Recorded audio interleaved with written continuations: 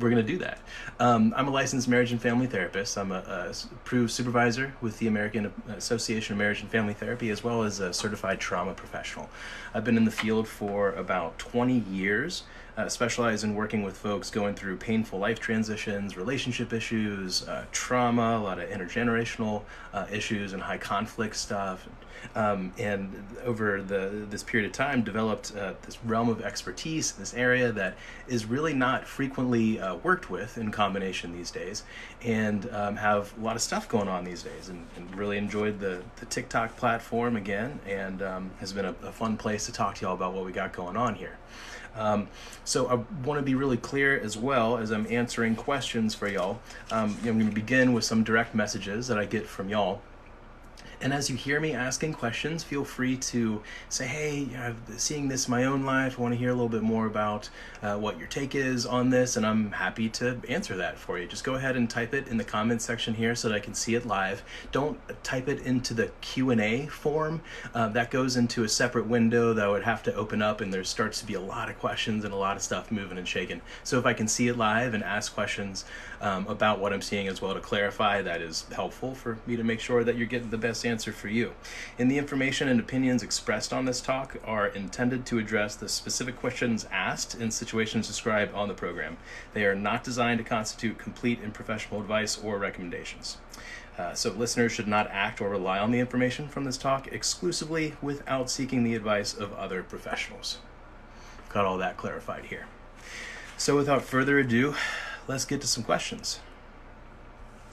Good evening. I am struggling with abandonment. I am 52 years old, in therapy, and I've made a lot of progress in the past 2 years. Good. Glad you're doing that for yourself, especially at 52. You got some time left. Let's enjoy that. However, anger is my main emotion, and it's mostly because of abandonment. How do I free myself from this? Well, anger is a very common place to start when we're hurt. Anger is what's called a secondary reaction. It's never the first response that occurs. There are always vulnerable emotions underneath of it, called primary emotions. These are either shame, feeling insecure, not good enough, feeling guilty, feeling sad or scared. And if we don't take care of those openly, consciously with ourselves and enough with other people, we repress them and they come out as anger later. And if we get enough practice with it, it immediately comes out as anger. Little boys and little girls tend to be socialized to do that in distinctly different ways.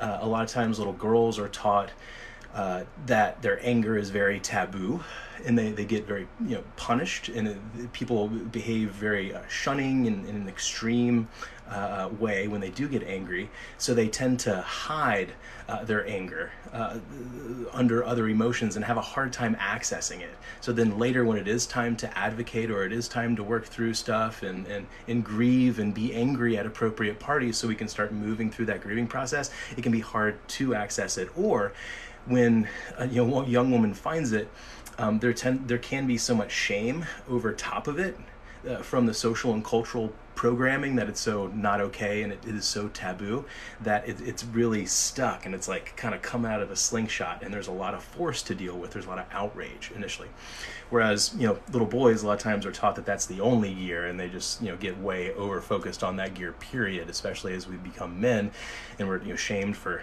other emotions, and it all gets repressed in that space. So different ways, but it is very common. Some comments coming in here live for questions. Those are always more fun. How do I approach my ex when I know she still cares, but she left me because her friends were in her ear? What is there to say? Is what I'd ask you. Like, what is there to say? Regardless of who is in her ear or not, no one else can be in her mouth. She's the one who speaks, and she's the one who makes the choices that she does and thinks the thoughts that she does, and is open to being influenced by the people that she is as she chooses, and that's really up to her. And if she's friends with the people that she's friends with and feel like they've been speaking with her a lot or not, or however that's happening, and she left you, I'm really sorry to hear that. And it is quite common that we try to, as part of the grieving process, is kind of bargaining about why this happened and telling yourself it's, because the friends are in her ear. Not to say that that did not play a role in what's happening, but at the end of the day, they're going to make the choices that they're going to make.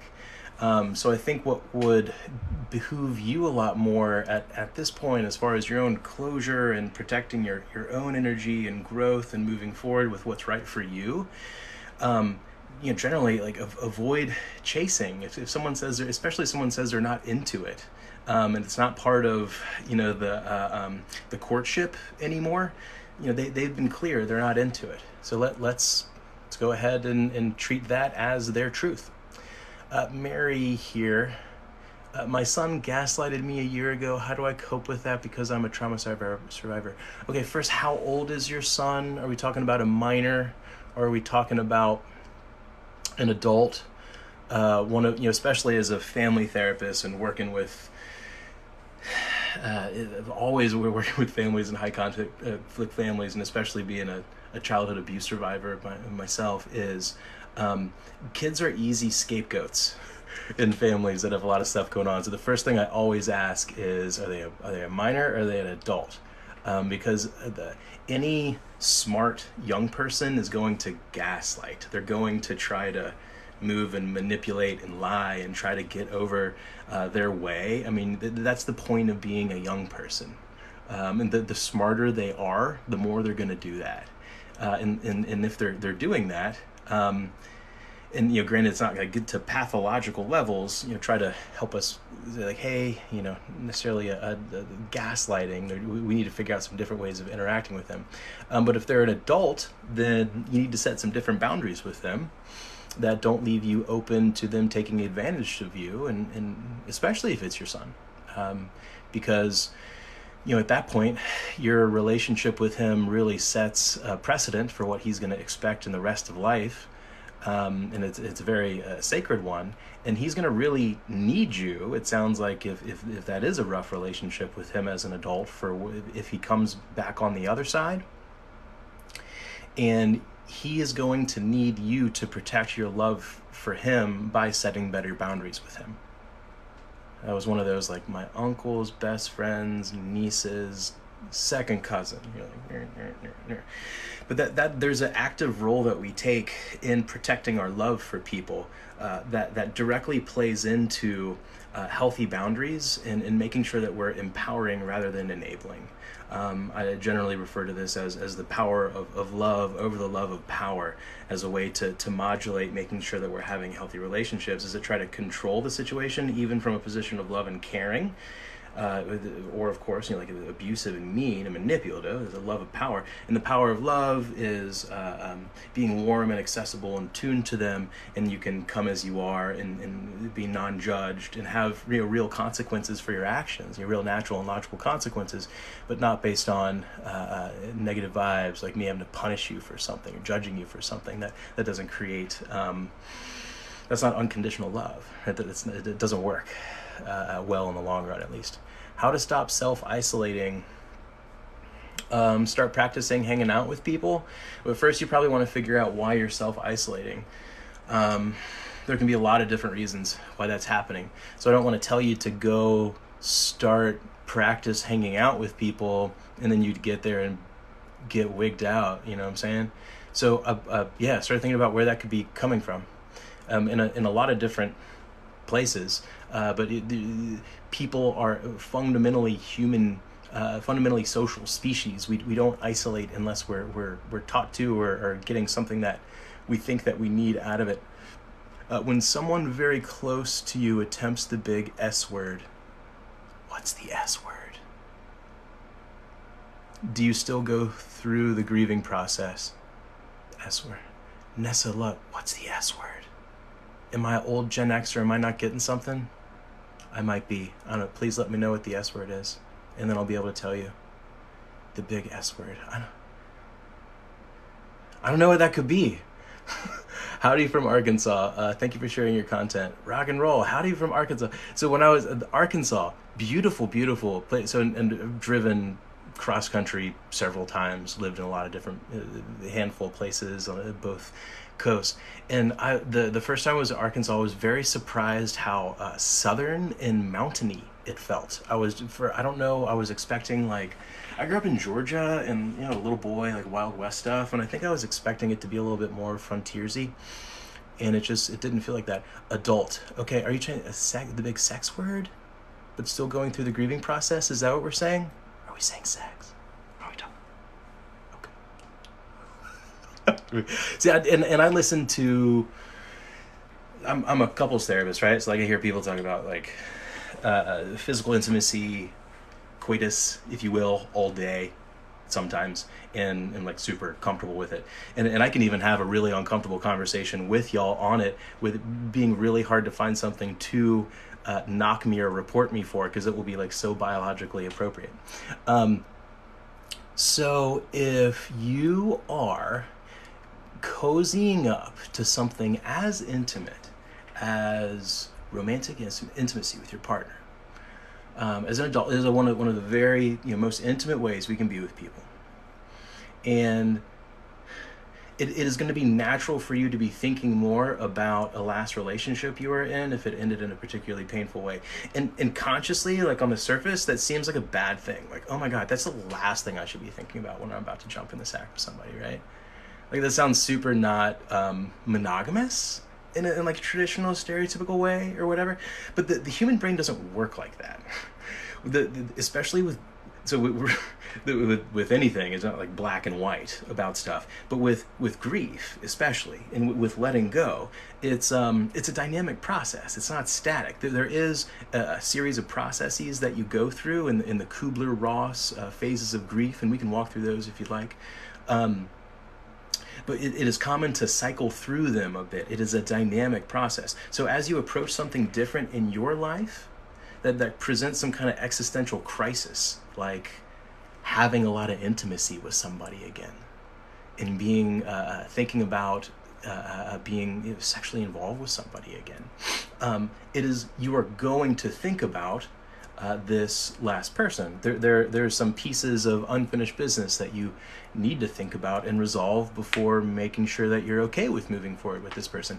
It's not black magic voodoo signs that mean you're not supposed to go have fun and like go and go do your thing. Like, personally, I'm gonna vote on go do your thing, especially if you're asking that question. It sounds like you're being really planful about it and intentional and respectful, and I'm down with that. I'm gonna stop moving and shaking because I think that's a little goofy, and I think I've celebrated with you enough to get the point as well. But yeah, go enjoy, have a happy time with a happy ending. And if you want to, and if you're into it, and don't judge yourself for thinking about other stuff and even being tearful after, or go do you.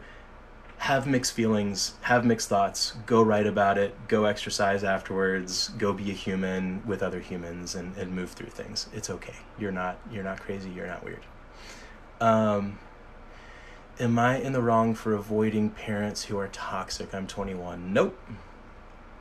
If that's who you're isolating from, I remember you asking that question earlier, when you're 21, if you're isolating from your parents, like straight isolating, it's pretty common for late adolescents to do a little bit of like, F you guys, I'm going down 10 miles down a beach this way, and we're going to do our own thing. And personally, I think that's part of why human beings spread across the planet so pervasively, is kind of our natural disposition towards independence and space a bit. And especially adolescents, they go through a little bit more of that rebellious phase developmentally. However, what you've described, kind of mistaking it as social isolation, sounds like you need more space from your parents right now. So, and you said your handle here is Bob the God. Hey, Bob the God, I'm going to assume you're a dude, because I'm imagining a woman having a handle, Bob the God, and just like, I can't I can't imagine it. So if I'm misgendering you, I'm so sorry, but I'm gonna go ahead and assume you're a dude. Go to the link in the website, the bio. Goes back to our website. Go to the self-guided coaching plans. You're going to want to check out the one about family and about purpose. You're doing launching right now. You're like launching from your family of origin. You're going to have to figure out a different way of operating. And you know some ways that you don't want to do it. I want to make sure that you can see all the different ways that are available to not do it, as well as different information that you can backfill into that's going to create purpose for your own life, help you figure out your own values, help you figure out what's okay and not okay with you fundamentally, what brings you passion in your life, rather than trying to avoid the skeleton in the closet of the parents. Running away from them will only take you so far unless you know exactly where you're going and what you're doing. Is there a way to stop emotional abuse without blowing up my whole life? Adult kids to consider. They're adults. They don't need you to consider them as much as it sounds like you're trying to consider them. I think you really don't want to blow up your life for some other reasons. And I'm sure they're good reasons, but if they're adult kids, I'm sure they would be, have some questions or something, and it would probably be very difficult to talk to them about it for whatever unique reasons that you have, but that's, adult kids isn't good enough reasons not to stand up for yourself. Minor kids, if there's anything that I've learned is not to throw my 2 cents in with a general and universal statement like that around a parent that feels like they have to be in the home to protect their kids who are minors in an abusive relationship. You specifically said emotional abuse, but I also want to kind of speak clearly to this part. That is a different type of situation that's very dynamic, and there's a lot going on very quickly, and it's very case by case. And working in a lot of domestic violence and intervention spaces, I know too well. But what it sounds like so I just want to be careful that it's not that. But from what you're talking about, it's not a good enough reason. You need to go do you. And if speaking up for yourself blows it up, it's supposed to get blowed. Thank you. Sure. How to deal with a teenage girl anger and disrespect. Having really clear house rules and expectations and logical consequences and natural consequences and ways of disengaging from them so that you don't have to engage in power struggles to get your point across and get learning experiences to happen. If you want to learn more about that, go again. This isn't a male-female specific thing. There's a lot of blogs in our website that have very general information for a lot of the stuff that you hear us talking about. That's from an evidence-based practice lens and how to deal with some of this stuff. When you go to the website in the bio at our homepage, goes directly to our blog feed. There's a very robust blog collection that I've written, and click on the tab for family, and there will be a few blogs that pop up about how to use concept of tough love. I'm trying to rename tough love going away from corporal punishment, and it is about how to empower our kids to make responsible choices while also managing their environments and how we interact with them, so that we can remain in a consultant role and let logical and natural consequences play out as they may, so we can avoid being in that enabling position and empowering them, but also insisting that they participate in their own rescue, so to speak. And I can nerd out on that stuff for like a long time with y'all as a family therapist, I'm telling you, but this specific crowd one wasn't Nessa Love. Oh, did I not answer? Did I not guess the S? I thought I guessed the S. Let me know if I missed that one. I was so proud of myself. If I messed up, I would feel silly. But then I tried to figure out what it is and answer it for you. My daughter is an abuse survivor. She's in therapy, but how can I fix our relationship? It's not the Kate Marie. I can't. That didn't go where it's supposed to go. I'm sorry. So if your daughter is in an abusive relationship, I think it is a really good thing that you're kind of thinking about how to interact with her differently.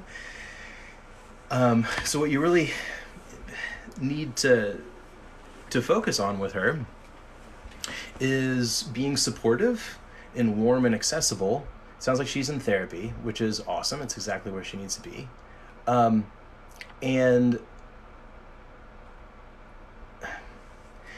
just let her be with you. I think a lot of times in that situation when we're watching our loved ones pull themselves back together again, I've seen this in rehab centers. I've worked in family therapists and rehab clinics with adolescents. Man, watching families sit by and parents sit by as they watch their kid going through withdrawals and detox, or cravings and like wanting to bust out, and it literally and it gets really, really intense. And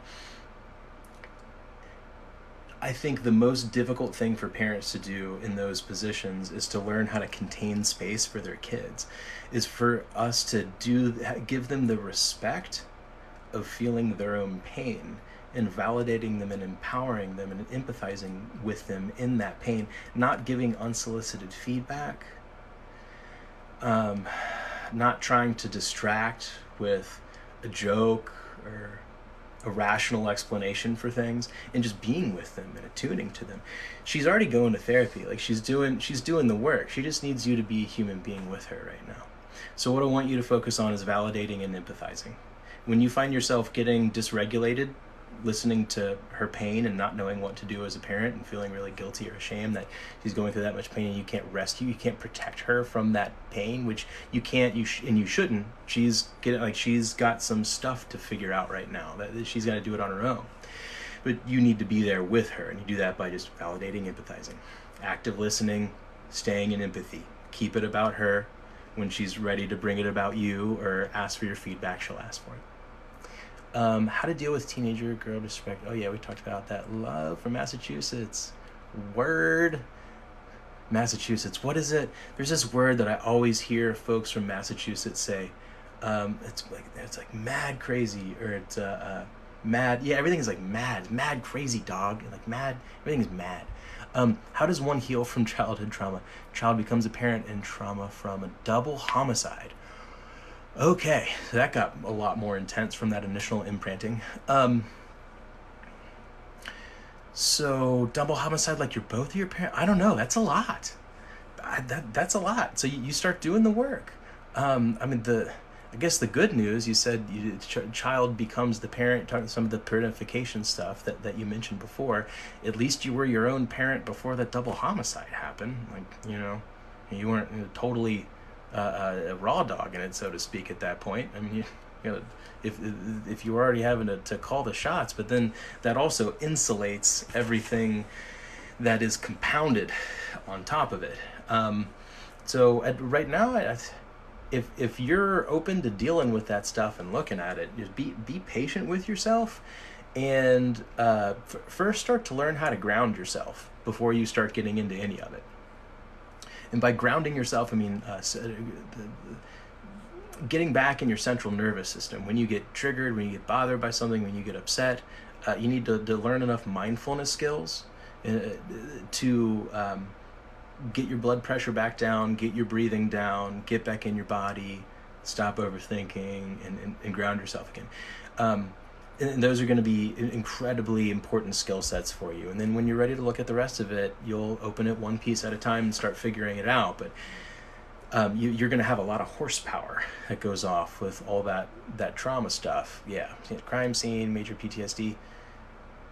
Yeah, I think the word is suicide. It probably, murder, suicide, probably is what it sounds like you're talking about. Yeah, make sure you have your brake pads on. Figure out them brake pads first.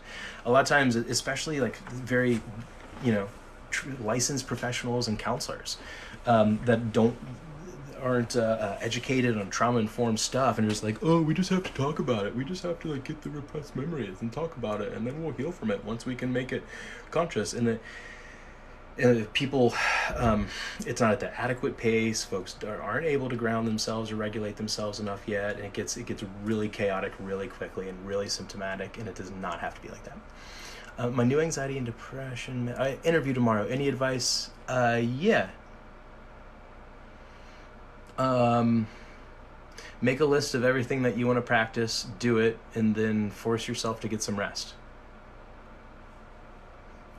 Um, without, I'm curious what kind of mind effery you get yourself into, like what kind of self-sabotage you tend to do, like what's your thing? You let me know, maybe I'll troubleshoot with something for you.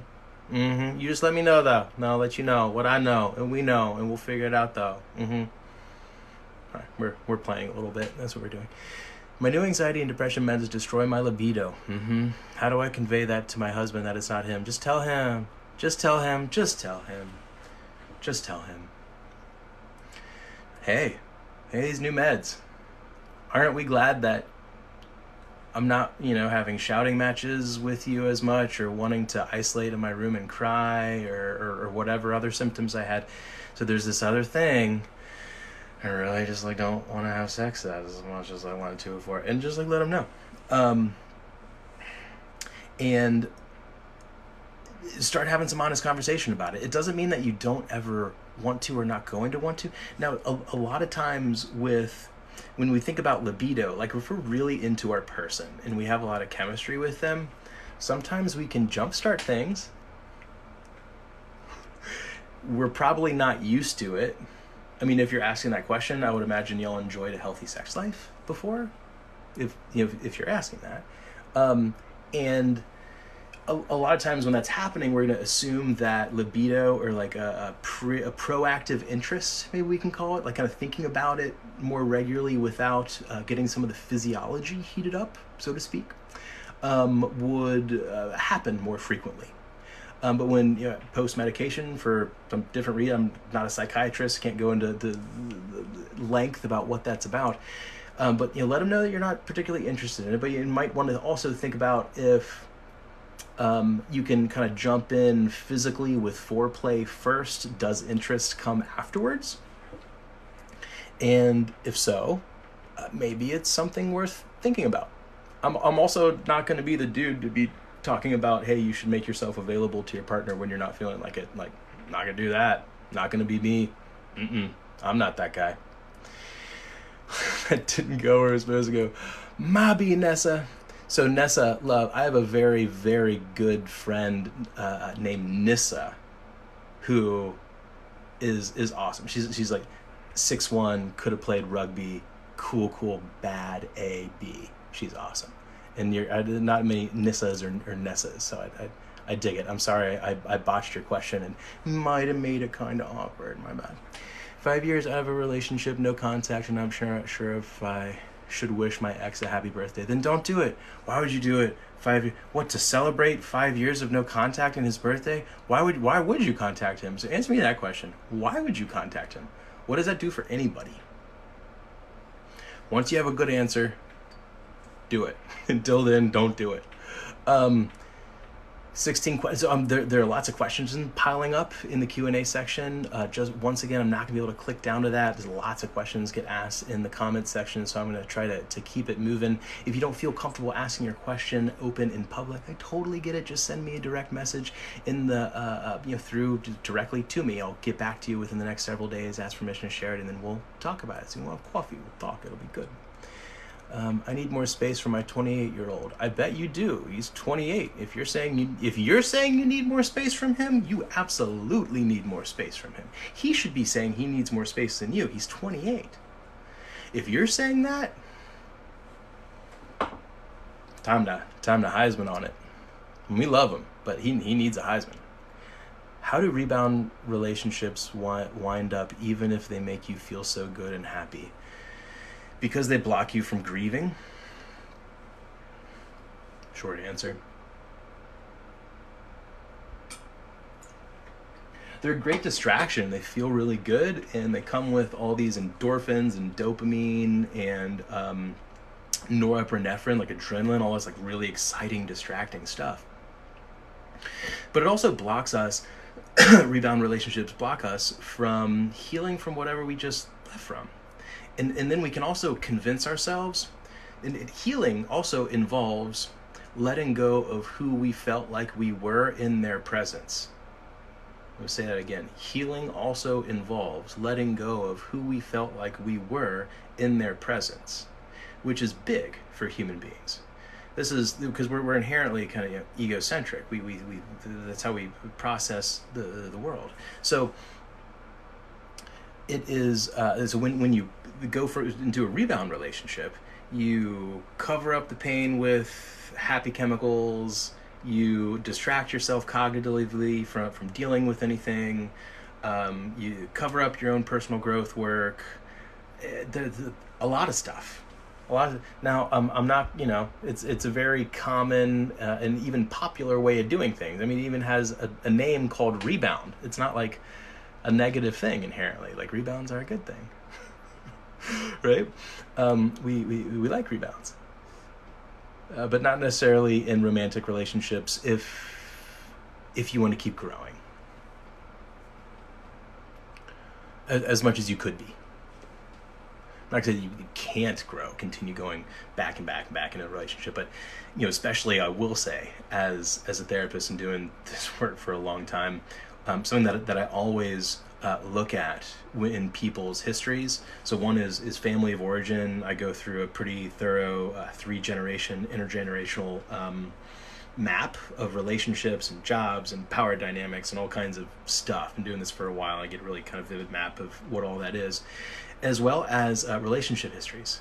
And I'm asking questions about how old you were, what the gaps were, how did they end, and looking for patterns and stuff.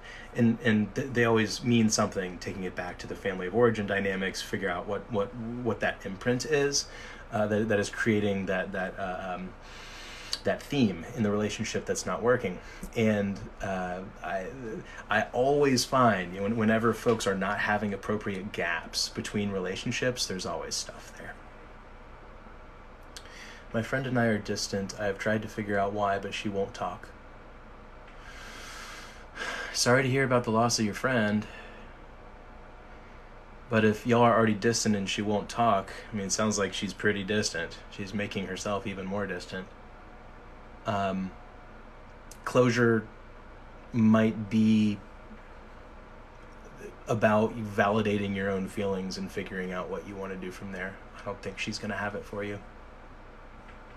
Sorry.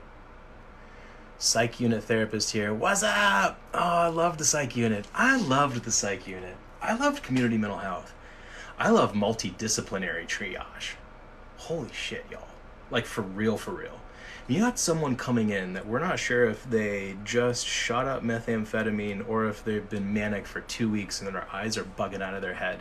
And the psychiatrist, the medical director, the nurse who did the intake, like, everybody's looking at each other like, what the heck is going on? And you have to figure out what that is really quickly and make quick decisions and bounce it off all these people who have all this different training. So freaking fun and chaotic and kind of scary. And I was probably a little unhealthy obsessed with chasing those settings at a different part of my life. I think I had a little bit of a death wish. I was the guy who was like, send me in. They're trying to I want to go in. Put me in, coach. I'll die for that. And then I had kids and I was like, I can't. I'll die for them. I can't die in there anymore. I'll still drag myself back from the scratch line, but you're not dying anymore. I've had bad anxiety about intimacy and self-consciousness. I stay shut down from husband and have no desire. Yeah, so don't. Don't. Marital rape is a thing for a reason. It's a criminal piece of criminal legislation for a reason. If you're not feeling it, don't do it. You are not. You're not his property. Period. No. You feeling it? Don't. This is pre-recorded, right? No. I don't do anything pre-recorded. This is 100% authentico. It's how we go. It's how we rock. I have PTSD due to my ex-husband. Yes. I'm sorry. I hear this a lot. It is common after leaving abusive relationships that you're going to have PTSD or complex PTSD. I think it's only a lot of things are only now being recognized as complex PTSD. and it's something that I talk about on this page quite a bit. Yeah, I'm sorry to hear that. I hope this is being helpful in your healing journey and your recovery. Maybe at least, or also for seeing, you know, like some dudes with shaved heads aren't, like, you don't know me, so I can't tell you I'm not an asshole, but like can speak respectfully about life. I don't know is how much I can vouch for that you know me on this. Like, I don't, like, that's not a, I don't know, that got really awkward quickly for me. I don't want to tell you something that you can't, like, verify yourself, right? Not the same. Sorry, wouldn't let me finish the word. Okay. The physical stuff doesn't happen as often anymore, but I've been isolated for so long. Yes, and you asked about the emotional abuse earlier, so I'm going to double back with you. So the physical stuff doesn't happen as often anymore. So it has happened. Domestic violence is a chronic behavioral health issue. It starts for a lot of different reasons, but it's essentially someone being addicted to controlling somebody else in a very simple explanation. And it goes down a path that, unless intervened with, is chronic. It keeps going, and it increases in frequency, it increases in intensity, it becomes more and more entrenched, just like an autoimmune disease, just like any other addiction. And unless you do something about it, often, I mean, you see situations that end murder suicides, like that's what that is. That's the last stage. This 8-stage model is now being researched and looked at a lot more.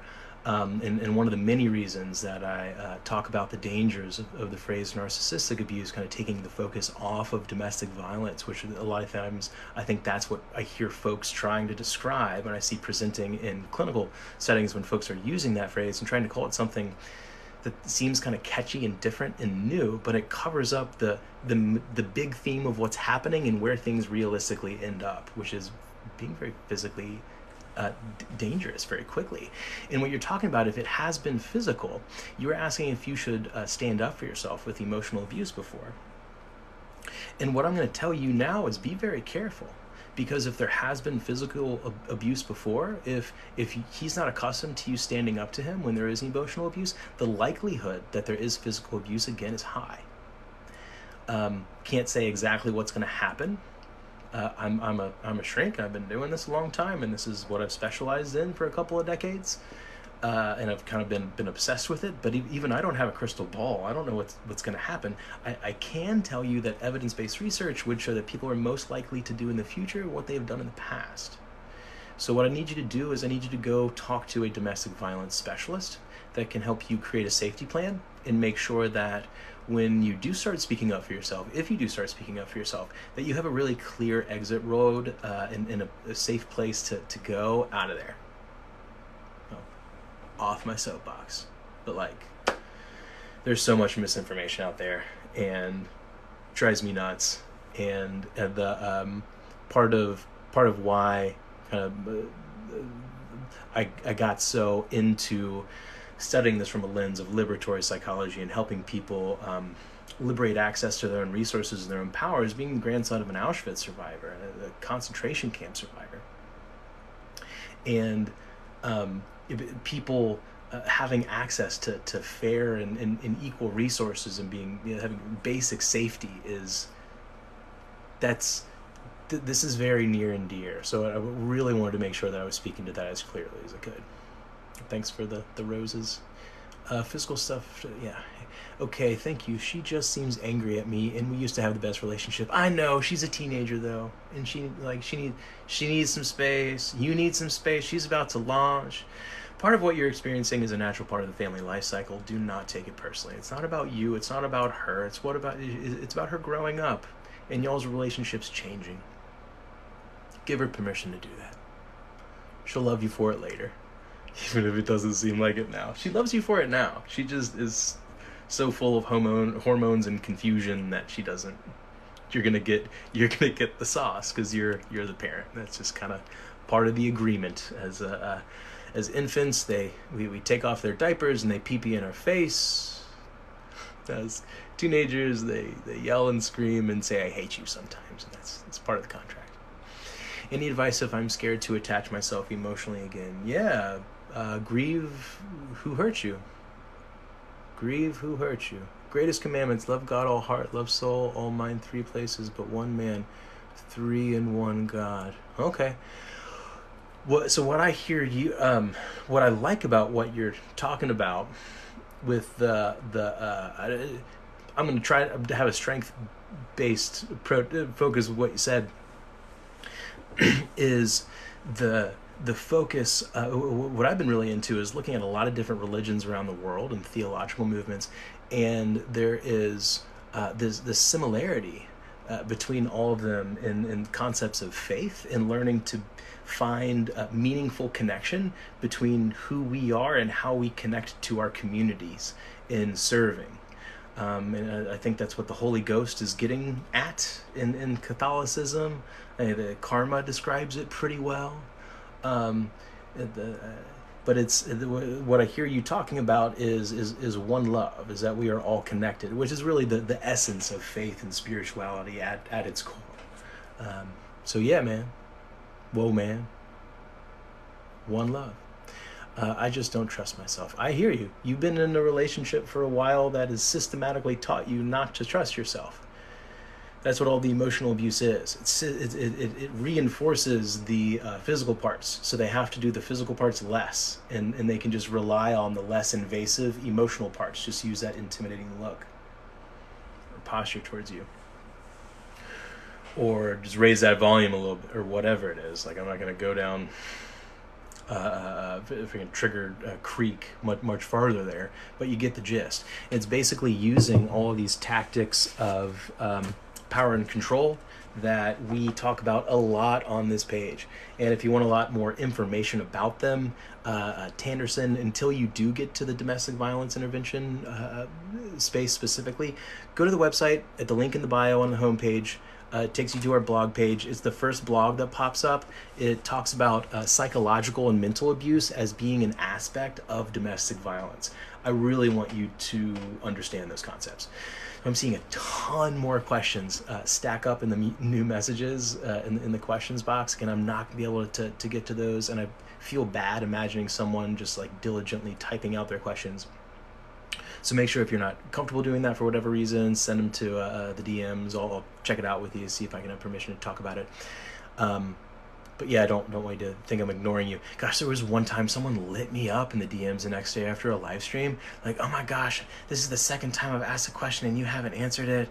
I had asked about your thoughts about kids being sexually assaulted in the church, and now I see that you're a gatekeeper, as another like white man, like protecting all these church. I was like, oh my gosh, like I don't know who you are or what your question was. I did not see your question, but I'm not okay with being talked to like that. So like, you need to figure out a different way of approaching me, or please leave me alone. Was basically my response. But yeah, so let me know what your question is, so I don't have to have an awkward question with you when you get resentful for me and try to yell at me. I don't do that. How to fix a friendship with someone who has been abused by ex-boyfriend but has become distant with you. Reach out to them. A lot of times it's really hard when we have a friend in an abusive relationship because they confide in us and we hear the abuse much more clearly. Not being as close to it and go, yo, that's abusive, that's not cool, like what the heck are you doing with that asshole, that or whatever. Again, there are people and we're on their team, and we start talking to them about it this way. They're our friend, and meanwhile they're going through this thing that they're coming to terms with that they don't really get, and if we have a higher level of readiness for them to change than they do, they're gonna push back from us. So what you need to do is reach out to them, but with only validation and empathy, if you can stay in that position. If you can't stay patient enough to do that, you need to stay back and give them space to come to you until they are ready to take a more active approach. So if you're ready to stay non-attached from the outcome, engage, validate, empathize, be like water. If you're not, hang back. I think I need therapy too. I keep having anxiety, panic attacks, I think, from worrying about her. It's scary when you're kids are hurt, think they're in danger. Thanks for enlightening me on the daily. Hey, man. Whoa, man. Sorry, I'm so used to saying hey, man. Hey, folk. Honor to be on the journey with you. Just broken. You're not broken. You're not broken. You're a human being in a broken world. Not broken. How do I help my untreated ADHD hubby? We have an autistic daughter and he's struggling. Thank you for the rose, ma'am. Everybody's struggling. So he's got untreated ADHD, your daughter has autism, and you're the only neurotypical person in the adult. And it sounds like the primary caretaker. Yeah, that's happening. How do I help them learn a lot about ADHD and autism and meet them where they're at? Is going to be my Cliff Notes answer to you. Because there's a lot going on there and a lot of different answers I could give to you. But what research shows over and over again with any kind of difference in executive processing, or even more advanced, developmental delays. I don't consider neurodivergency and differences in executive processing developmental delay. In a lot of ways, actually, folks are way better at processing certain types of information cognitively than us normies could be. But the more that you can learn about how they process information and how you can meet them where they're at, the better off you'll be, and the less personally you'll have to take their symptoms and your perception of them as a neurotypical. Yes, that's my answer. That's my final answer. How do I heal and unlearn healthy behaviors? Raised in an alcoholic home and married into alcoholism. Start reading about children of alcoholic families. You were socialized and acculturated at the beginning. You came into a family with alcoholism, so you're going to be doing a lot of codependent stuff straight off the bat. And you married into alcohol. It sounds you stayed part of the course. That's normal. That's common, and it's probably not fun to hear. But I'm glad that you're recognizing these patterns and want to start looking at it. And so yeah, start reading more about children of alcoholic families. What causes avoidant personality disorder? A lot of trauma and avoidant attachment. And you just kind of get disgusted with the idea of trusting people, period. It generally happens for good reason. Usually the people that were around us were totally not trustworthy or okay. But it doesn't mean that being left with those defense mechanisms later in life is helpful or comfortable or whatever. Endometriosis. I don't know about endometriosis. I do know that it is an autoimmune disorder, so the more that you can regulate your sympathetic nervous system and ground yourself and have healthy relationships with people, have a purpose-driven life, manage your stress, is going to help the cortisol and inflammation in your body. It's going to support general health all around, is really all I know about that. I'm losing my cat, who has been my best friend and emotional support for years. I'm autistic, PTSD. I'm sorry you're losing your cat. I just lost my dog, who is like 14 years old. It sucks. And a lot of times people don't get, excuse me, people don't get how close we can get with our dogs, our cats, our pets. And super, super common, especially folks that, this is your emotional support animal, and you have autism or like PTSD. So like it's your connector being, and we're really tribal animals. And there's certain other animals, dogs. I know dogs and horses do it. I'm not sure if cats do it. I'm sure they do to some degree, is literally release oxytocin in the brain when they are with us. It creates a mutual imprinting. It helps us turn on our parasympathetic nervous system and regulate ourselves with each other.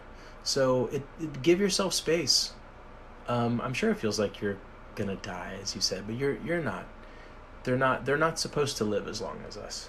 They're too cool to live. I mean, like, if they lived as long as us, like, they would just die way too cool. Like, there should be rules against being that cool and knowing that much about the world. If you were an 80-year-old cat or dog, like, you would be the wisest being on this earth. You're wonderful. Thanks, Jennifer. But I've appreciated your support for a while. Thank you, Jennifer. Do you have any tips for mother body shaming their daughter? Ugh, yuck. Mother body shaming their daughter because my mother does it to me. Yeah. F her. Don't listen to her. Get to know your own body. No, F her. Don't tell her F her. You're going to get into trouble. And don't say I said F her. But, like, I don't, that's not cool. Like, F that, at least. I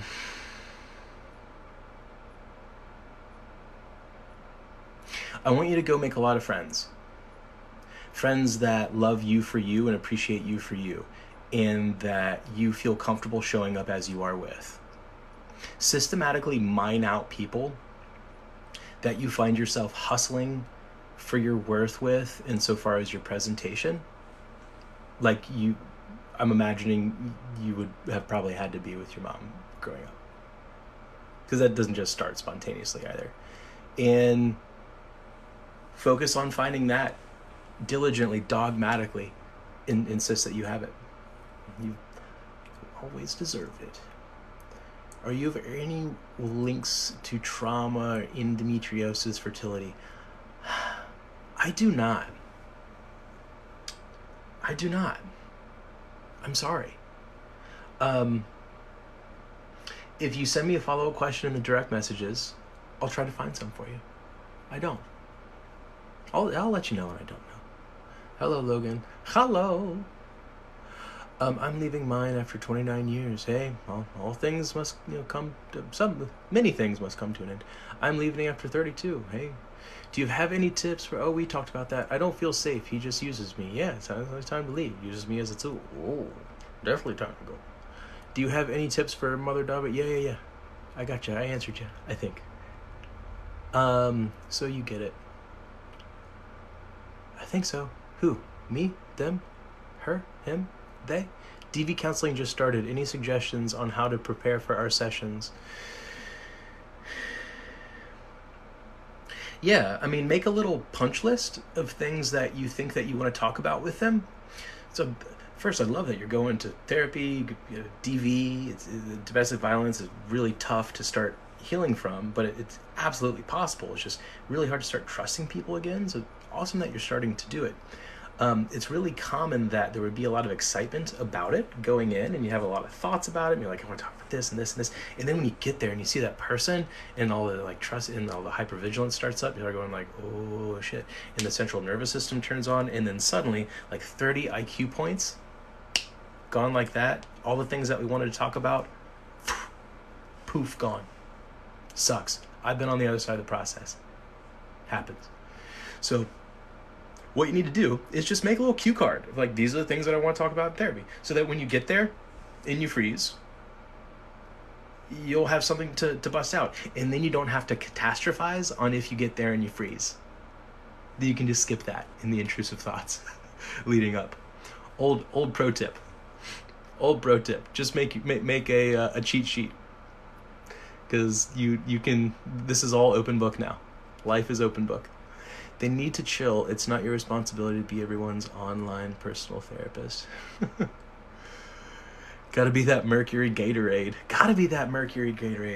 No, Karen. It's not your astrological sign. You're just a jerk. What's your best way to stay grounded on your worst day or bad situation? What tools do you use? I train my dog. So what I do is I go find flow states.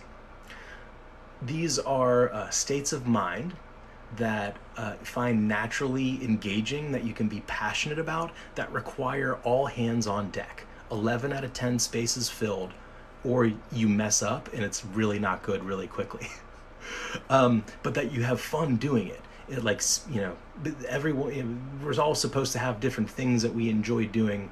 I've been really careful about holding on to some of my passions and hobbies, just kind of knowing that is important. So I go train my dog. I like really high drive, high energy dogs because they're really fun and responsive. And when you mess up, some of you get a leg clipped, or they'll let you know that you messed up real quickly, and they can learn really quickly. And the more that I can tune into them, the faster that we can learn together, and it exponentially shoots up and gets more exciting. So the more that I can leave the intrusive thoughts and get all into this very attuned, egoless state with this other being and have a dance with them, it's a lot of fun.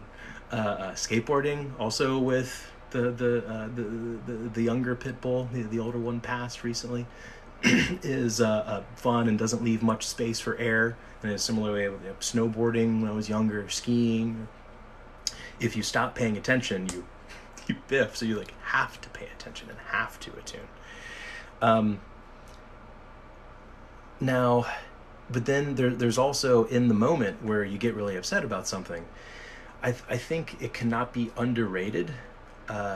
Skills of meditation and mindfulness. How to find home in our breath and in our body is incredibly important. Freedom out there is important. That's cool. I'm down with that.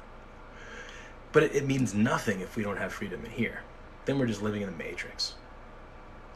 And so I think generally in Western culture, if you're listening to this, then you speak English, and to some degree you've been influenced by Western culture, I would imagine. Middle East and Asia in the house, say yeah. No legs come up. So if you have a Western perspective, it's all like go productivity stuff. There's not much room for space. There's not room for sitting, waiting, calm. And in Eastern philosophies, there is so much more room for learning those crafts growing up. We go to gym every class year and learn basketball or play badminton or some shit. I'm sure they play Olympic sports, and then they figure out who's really good, and they only do that since they're 8 years old, or diving or something. But they'll literally be taught meditation as some of these extracurriculars that rotate and learn to access those parts of their body and mind. Incredibly underrated. And a lot of times Western culture people, to us, it sounds like a waste of time. How that's not productive. What are you getting done right now? No, I'm clearing out some shite. I'm staying shapeless and formless like water so I can respond to this, because that's what I get to control. I took childhood trauma unknowingly on my bestie of 6 years. How can I build friendship up again? So I think you're saying you took childhood trauma out unknowingly on your bestie of 6 years. If you're saying bestie, you sound pretty young. No judgment or criticism, just processing how I want to answer your question. And if so, 6 years, it's been a long time to be besties at that point. Bestie and all. I don't know. A third, at least, of your adult life. If you're a high school kid, longer, maybe. Talk to her. I'm assuming you're talking about another woman, which might screw that assumption. Talk to them. Let them know that you feel like you messed up.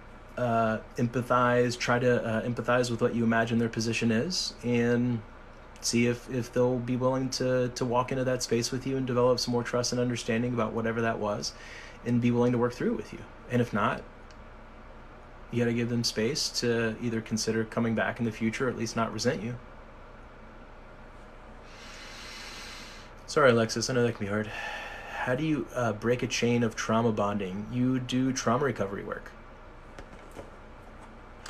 There are a lot of elements involved to trauma recovery work, but it is a type of trauma.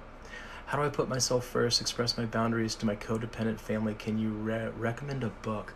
Hey guys, what's y'all's favorite book about boundaries and boundaries and codependence. I think Codependency No More is one of the more popular ones I like a lot, but K. Martin would enjoy some book recommendations if y'all have any more. Mine is Codependency No More. I said sorry, do therapy, took ownership. Okay, sounds like you've done what you've done. You've done what you could or what you're willing to at this point. Whatever's clever, however it works. It's hard to trust anyone unless it's been years. Even then, I still don't fully. Yeah, you don't fully. Years is a long time. You develop more and more and more trust over years and years, but in a year, if you're committed to sharing some space with somebody, you should be able to develop some trust with them. There are a ton of messages piling up in our Q&A sections. I'm not going to click down to those and get those. I have a lot to try to answer in the comment sections and keep it rolling. If you're not comfortable questioning a question because you feel like it's just too private, I totally get it. Mad respect. Whatever's clever, don't hesitate to send me the question in the direct messages. Thank you for your knowledge. You're helping so many people. I'm honored to be a part of the journey. I'm a dog too. Baby is 12. She's going through cancer. I'm sorry. I just left a 39-year marriage. Congratulations. Everyone always says like, "Oh, I'm so sorry," when people leave or divorce. And over time, I've learned as a therapist to be like, "I'm sorry. Congratulations. What would you like me to say?" Like I do. And just kind of be open that there are going to be a lot of mixed feelings about it, and kind of a way of being goofy about it too. I'm about to leave a relationship and finally, y'all liked that one. I'm about to leave a relationship and finally be single for the first time in my adult life. Yes, go have fun. I'm excited for you. I lost mine in April. Everybody's pet deaths. Sad. I'm gonna see my eyes tear up again.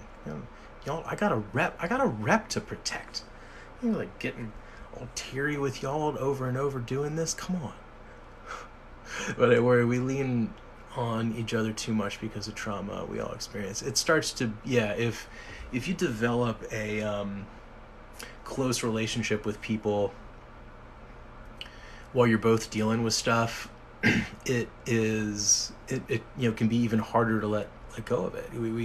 We start to kind of mutually rely on each other to hold that space.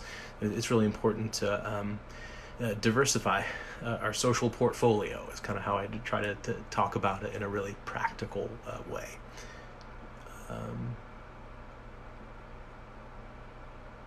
Just amazing Kabbalah ritual that will make you immortal. Type this into TikTok. Okay, J-Binge. I'm all about Kabbalah.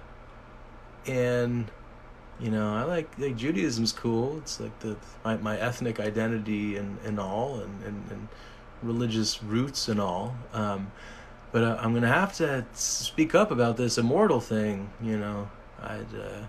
Anyone who claims to understand what that's about is full of it. Just saying. Unless you're really willing to reconsider what immortal is, and if you die and the grass eats you, and then the cows eat you, and then other animals eat the cows, and we're all dust and return to dust. If you can get down with that, we're all immortal, but then we've always been anyway. It's all stardust, right? You're awesome. No, you're awesome. There's my friend. No. Stop it. Cure for endometriosis is surgery. Ouch. Are you accepting new clients? No, I'm sorry. I haven't been able to accept new clients for a while. It's a part of why I've gotten more involved in training, this book coming out in a couple months, or this TikTok account. I'm trying to have a more, trying to start investing energy and having a more systematic impact on what's going on out there. I haven't been able to take on new clients for a while, and my own caseload's been full for a bit. Please read info I sent on endometriosis. Cool, I'll check it out. Hello, you hurt my feelings so much sometimes with the truth. The truth does that. But it's not me. I'm good. I don't create truth though. I'm good. I'm not the greatest. I'm not the best. Or I don't know what the heck that is. I'm good. But I don't create truth. I kind of expose it, bring it to you, help you recognize it in your own life. And so if you're resonating with it, I don't want to take credit for that either. I think you're open to resonating with things, and I respect that about you, and being open to seeking truth outside of your own confirmation biases at this point. And we would have that in common. I've kind of made a bit of an obsession of doing this in the fields of psychology. Is this unhealthy? Fleet treat is what unhealthy? Realization that no one is permanent, and I stopped holding on to them or hoping for love.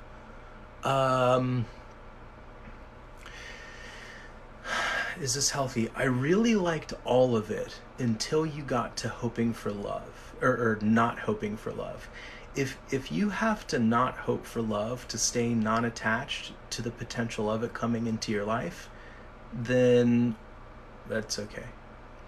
Don't stay closed off to it. Don't stay closed off to receiving something that may want to come into your life. But this realization that no one is permanent, and nothing doesn't matter what you do and how hard you scrounge or scrap, that at some level you cannot literally hold on to people or situations. That is true. It often comes with a bit of an existential crisis, but it is true. It is fundamentally true. Okay, about 5 more minutes here, and then I'm gonna go off into the rest of my evening as a husband and a dad, and keep the household rocking for an early morning tomorrow. If I don't get to your question here, again, I'm sorry. I did not intend to not get to it. Again, please send them to the direct messages. I will ask you permission to share them and talk about them on the live stream, and help use them as learning opportunities and sharing the journey here. Veteran, how do I get my family to understand my need for ESA after losing my last one? What's ESA? I don't know what ESA is. If you let me know what ESA is, I'll try to answer that for you. Hey, my husband is having problems dealing with his emotions, and he is just pushing me away. Yeah, send him to the website at the link in the bio. Have him check out the self-guided coaching plan on emotional intelligence. He, and probably some other coaching plans with what you just described, but what you're describing is a very common issue that men tend to face. We're kind of systematically blocked from accessing a full range of emotional intelligence. He broke his leg, is unable to work to provide for our family. Yes, and that tends to be a big precursor for that getting even more intense, because one of his traditional roles was messed up. It used to be called hunter, now called provider in modern society, and he's messed up with himself, and he's feeling a low sense of worth and value. He's experiencing the very human emotion of shame. He doesn't know what to call it or what to tell you what it is. He doesn't know that he's experiencing a low sense of value and worth. All he knows to do is avoid it and try to repress it, and it's either going to come out as avoidance or anger later. So yeah, go check out the link in the bio and start reading some of that stuff. Emotional support animal, yeah, I dig those. How do you do therapy sessions for people? An hour at a time. Thoughts on mindfulness and DBT for PTSD. I mean, that was like, I'd try to answer that in a really clear way. How do you do therapy? An hour at a time. Like, I don't know. Sometimes I ask myself that same question. Hour at a time, Logan. Hello. Yeah. So DBT and for PTSD, DBT will help you regulate yourself and move through. DBT is a helpful collection of skills. It's not necessarily a complete trauma-informed approach, but it's a way more helpful collection of skills for trauma than CBT. I'll definitely vote DBT over CBT for PTSD. Holy shit, all the acronyms. Okay. So DBT being dialectical behavioral therapy for post-traumatic stress disorder versus CBT being cognitive behavioral therapy for post-traumatic stress disorder. I can go into more of those at some point if y'all want me to. But yeah, I'm down with DBT. You need more of a trauma-informed approach, though, as well, to help you start unwrapping what some of those belief systems were that you probably hold unconsciously that reinforce whatever defense mechanisms and survival tactics that you have developed into your presentation. serious trusting issue because of abusive ex, and now it's affecting my current relationship. Okay. So I'm going to answer this last question here. You are supposed to have... You're not having trust issues with them. You're having trust issues with yourself. So what I want you to do is I want you to check out our playlist on trauma bonds. I want you to read about that. And I also want you to go to the website, the link in the bio, and it takes you straight to our blog page. And the first blog that's there is about psychological abuse as an aspect of domestic violence. And it goes into great detail with these power and control wheels of breaking down each piece, what it is, what it looks like, how you recognize it, so that you can start making sense of all the things that you are reacting to and start having a map to work back from. But you don't... not to say that this other person isn't doing some things that are not throwing you off, but once you learn to trust yourself again, it won't be as much of a problem. But it's okay to have like trust issues. Like you have survival responses left over in your brain because the body keeps score and is trying to keep you safe, and you haven't fully healed from it yet. You're normal. You're not a mess. You're living in a messy place, and all the symptoms that you have are there for good reason. They've just kind of outworn their welcome. It's time to get unstuck. Hey, y'all. I really appreciate all the liking, commenting, sharing of the posts. Again, if I didn't get to your question tonight, I really don't mean anything personal by it. Please don't yell at me in my DMs. But please do send me your question. And let me know what it was, and I'll ask you permission to share it in a live stream, and hopefully you'll say yes, so we can continue using these learning opportunities to share the journey together. Got a book coming out in a couple of months. Always got a ton of stuff going on the website. Got some apparel that we dropped not too long ago. If you go to the swag button on the website, so you can take some of these messages out into daily life about being a spiritual G and doing no harm while operating with the power of love and making sure that we're avoiding hurting people. As well, and by doing this, the power of love and avoiding the love of power. I don't know exactly where it's all going. I know I'm going to be here for a while, and we've been working on a lot of this content for years, and we just now got traction on TikTok several months ago. So all I can tell you is I'm just getting started, and the grandfather again was an Auschwitz survivor. At some point, someone saw this starfish on the beach that couldn't get to all the starfish. The kid picked him up and threw him back in the ocean, and the starfish had babies, and I got to be one. So I'm dedicated to finding starfish, whatever that's going to look like. Now, in the meantime, appreciate you all being a part of the journey with me. Keep your bodies healthy, your mind aligned, purpose in your people. Peace.